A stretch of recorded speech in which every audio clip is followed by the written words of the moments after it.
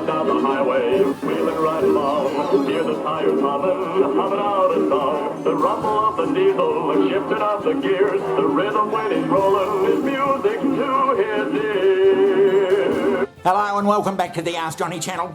World trade. It's been going on for years, but do we really know who the bloody hell we're trading with? G'day Johnny, here we are for another exciting episode. G'day Johnny, welcome back to the Ask Johnny studios. What have you got for us? Alright Johnny, we'll get straight to it. This is from Castaway 14 and she's in Naples. Hello to everybody in Naples. Keep watching us up there for God's sake, especially Castaway 14. Johnny, with world events happening as they are, it's thrown light onto how countries do business with other countries. Do we throw all our eggs into one basket, Johnny, regarding trade with big suppliers? Signed, Castaway 14 in Naples. Thanks, Castaway 14. Johnny, do we throw all our eggs into one basket with this international... putting all our eggs in one basket as far as trade goes? I think we do, Johnny. It's been going on for bloody years and...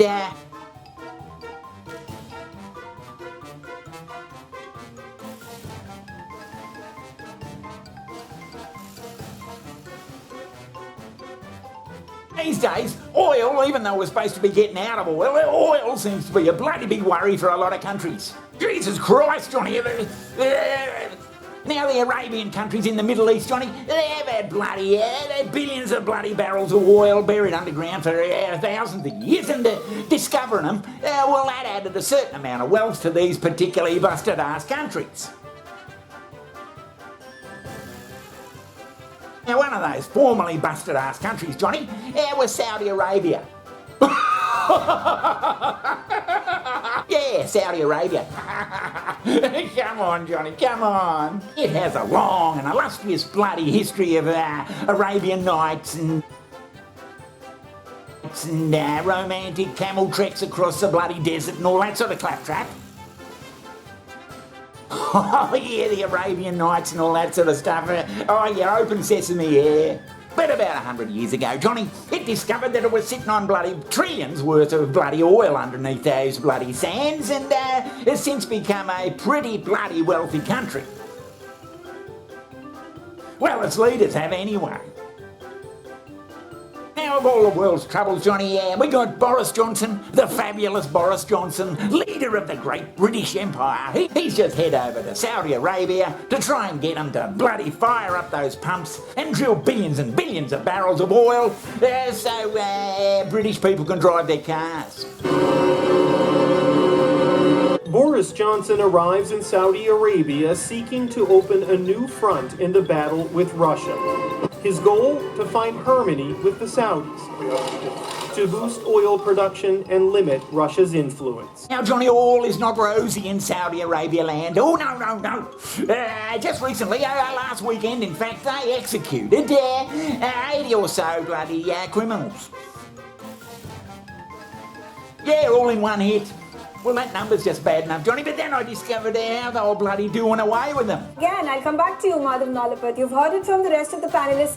Is this just an issue about the number of executions and the beheadings that have taken place, 81 in number, and that outrages the West? Beheading? Number of executions and the beheadings that have taken place, 80...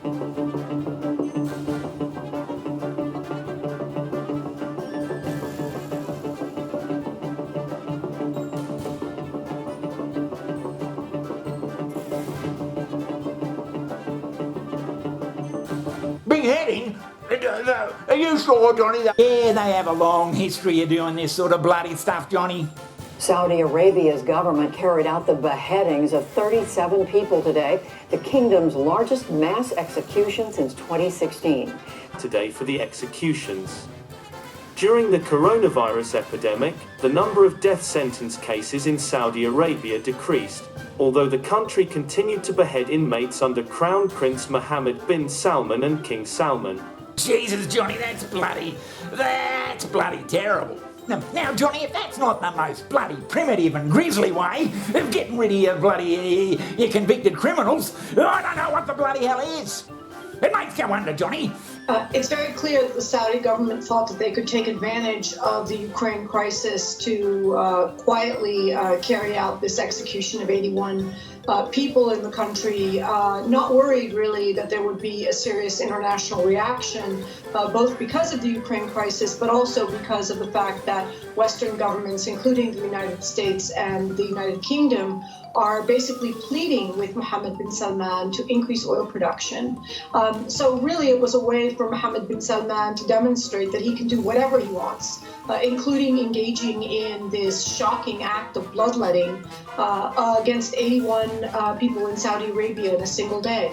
Well, we've seen these reports that Saudi Arabia executed 81 people on March 12th. We continue to raise with Saudi Arabia the need to ensure fair trial guarantees, freedom from arbitrary and extrajudicial detention, transparency, the rule of law, and freedom of religion and belief. This comes as UK Prime Minister Boris Johnson is expected to travel to Saudi Arabia for talks with Crown Prince Mohammed bin Salman to push the world's top oil exporter for increased output, as he called on the West to end its addiction to Russian fuel. Axios recently reported U.S. officials have been holding talks with Saudi officials about a possible visit by President Biden to discuss global oil supply and, quote, help repair relations. To navigate the rising cost of gas Americans are now experiencing as a result of the war overseas, there are rumblings that the Biden administration is possibly cozying up with another authoritarian, Venezuela's Nicolas Maduro.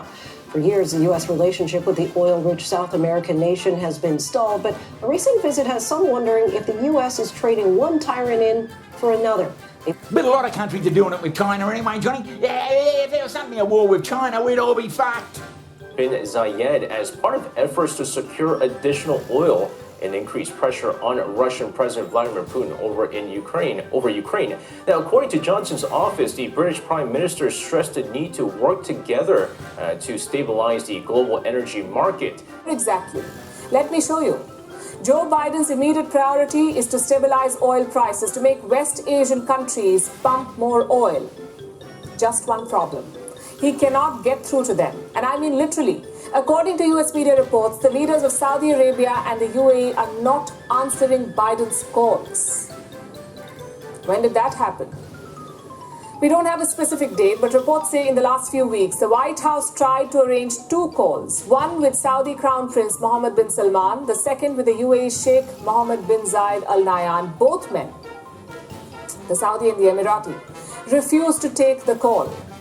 All from dictators in Venezuela and Saudi Arabia and Iran. Congressman, you know, there is a reporting in the Wall Street Journal that the Biden administration tried to set up a phone call with Saudi Arabia and the United Arab Emirates to see if they would increase their oil production. They didn't even take the phone call. So is the Biden administration going to get into a place where he has to pivot and he has to start...